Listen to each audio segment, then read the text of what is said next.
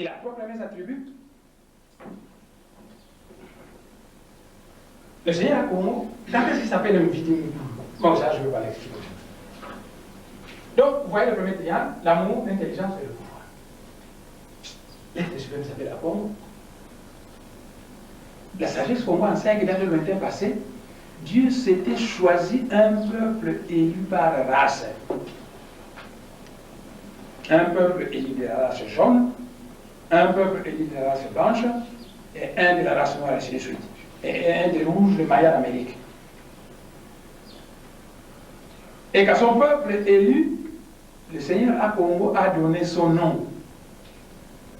Les Bakongo sont donc ce peuple qui porte le nom de Dieu. L'être suprême s'appelle Bakongo. Et ils sont des Congo, des Bakongo. Et la sagesse Congo enseigne qu'un certain patriarche appelé Congo Nimi, il s'était marié avec une femme appelée Mama Ngunu.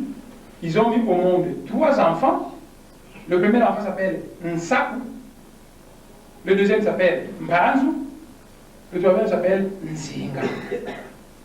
Devenu grand, Saku est devenu grand prêtre, la religion. Mbanzu est devenu forgeron, la technologie. Nzinga, le roi Nzinga, le roi Mvemba Nzinga. Nzinga est devenu roi, la politique. Makuku Matatu, Malamba Congo. Donc, le Seigneur a créé le peuple Congo à son image. Et dans l'initiation que je donne à vos amis, vos collègues de Burundi Congo, l'homme terre à terre non développé est appelé Kimpiatu, la chenille. Bon, Minzo, on appelle ça la chenille. L'homme terre à terre non développé est appelé la chenille, Kimpiatu. Et l'homme développé spirituellement est appelé Kimbemila, le papillon. Or, le papillon commence par être une chenille et puis se transforme en papillon. Et alors, on enseigne à l'initiation Congo que Nakim Piatu doit s'engager dans la voie de l'évolution spirituelle où il va escalader une montagne sacrée de telle manière qu'au sommet de la montagne, il devient Kimbemila, le papillon. Le Kimpiatu, il mange des feuilles. Vous plantez vos légumes, il vient les abîmer en bouffant les feuilles. Vous plantez des manguiers, il vient bouffer les feuilles de vos manguiers et les manguiers s'améliorent par les. Les avocatiers, il vient bouffer. Nakimpiatu bouffe et dérange tout le monde. Alors on lui dit, fais un jeûne, fais un carême, engage-toi Nzila Congo, Nzila Nzambi, pour qu'il puisse y avoir la transmutation qui va vous transformer en papillon. Nadim Piatou est cloué la feuille, ne peut pas bouger. Le papillon, lui, il vole. Il vole. Il ne mange que ce qui est subtil, le nectar des fleurs. Ça sent une bonne odeur. Il a mangé. Il voltige et il va partout. Il va partout. Nadim Piatou et Nadim Bemila. Les chemins. Et alors il dit, au sommet de la montagne, il va se passer l'union mystique Congo. Et justement, pour nous dire, on va dire l'union mystique Congo. Qu'est-ce que c'est l'union mystique Congo? C'est la fusion de la conscience de Nakim Piatou avec la conscience du Seigneur à Congo. À ce moment-là, celui qui voit tout le monde en soi et se voit en tout le monde devient un avec le Père. Parce que l'union mystique, ce sera. Alors il pourra, à ce moment-là, proclamer fièrement qu'il est devenu un avec le Père. Donc vous avez vu, les Bakongo, c'est le triangle en bas. C'est un triangle, ça, qu'on parle de Zinga. Il y a des gens qui se disent Yom. Ah, la culture Yom. C'est ridicule. La culture Yom n'existe pas, c'est la culture Congo. Et si vous demandez à beaucoup de gens qui vous disent la culture Yom, qu'est-ce que veut dire le mot Yom, ils ne savent pas. Yom veut dire fourneau métallurgique. Donc l'ancêtre parle. Et les lingots métalliques purifiés s'appellent les Dowondo. Yombe veut dire fourneau métallurgique. Et dans le royaume du Congo, lorsque une région était appelée Yombe, ça veut dire que c'était une région pleine de forgerons. Et le mot Yombe se déforme en Yumba, Mayumba, Mayumbu, allez au Bandundu, Les Bahunga qui sont là sont des Congos. Et c'est sûr. Nous pouvons aller très loin. Il y a des gens qui portent le nom de clan qui ne connaissent même pas la signification. Donc, mais vous voulez dire non que le Seigneur a Congo dans le ciel, c'est une trinité, c'est un triangle là-haut.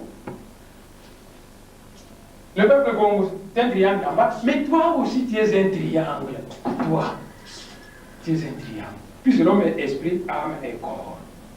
Donc toi aussi, tu es un triangle. Donc le triangle, c'est toi, c'est moi, c'est lui, c'est nous tous, c'est le peuple Congo. Et au fur et à mesure que tu te développes spirituellement, ton triangle à toi, le triangle inférieur monte, monte, monte, et à un moment donné, se croise avec la vie.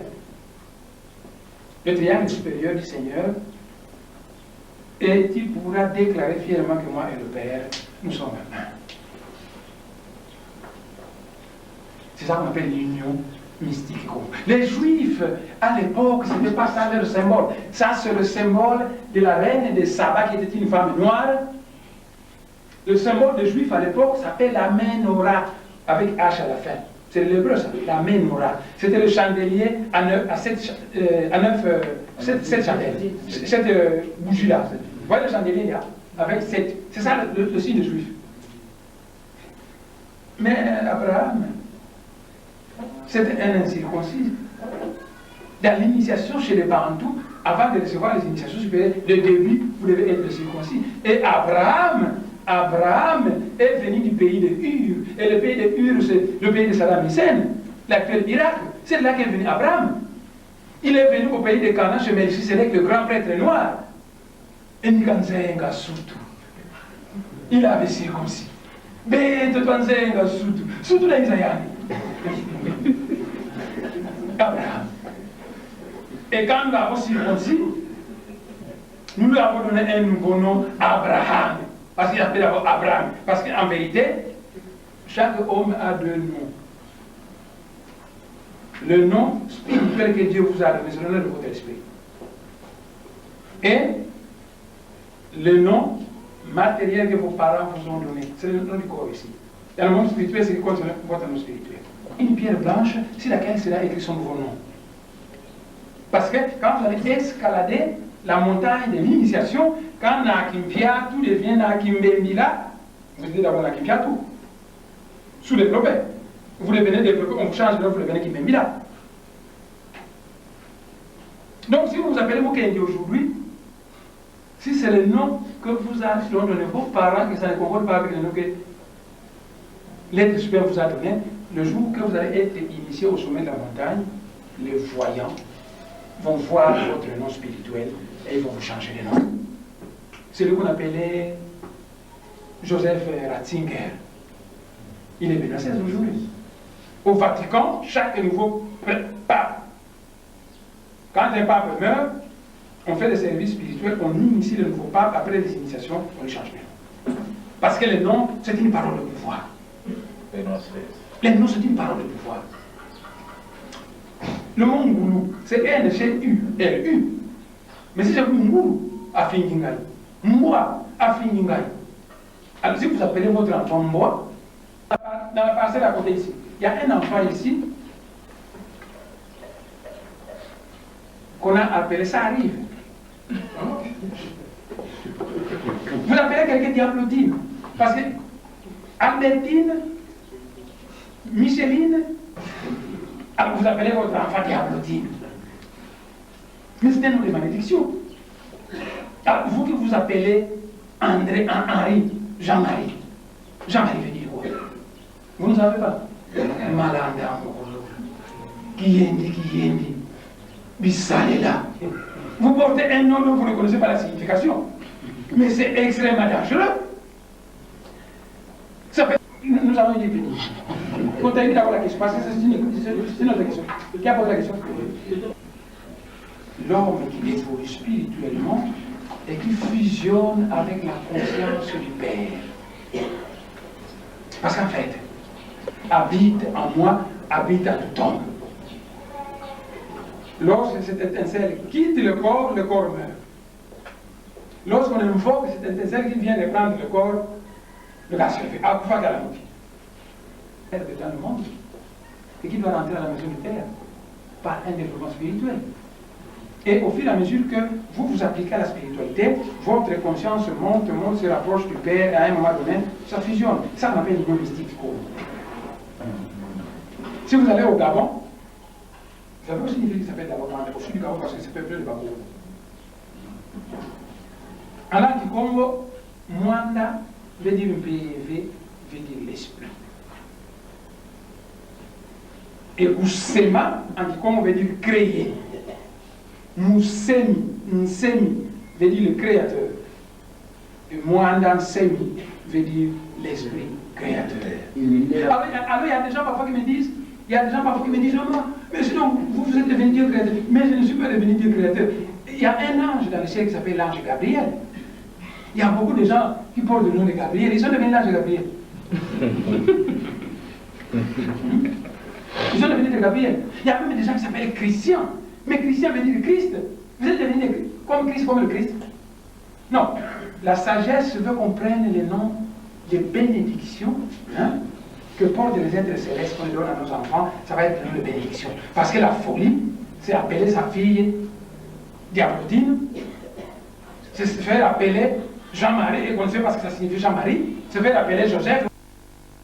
Partez avec l'idée que Némoine c'est notre frère. Qu'on soit Moukala, Moulouba, qu'on soit Ilumbon, c'est notre frère. Et qu'à tout moment que nous pouvons toquer à sa porte, il ouvrira. Donc je reste disponible pour vous recevoir et avoir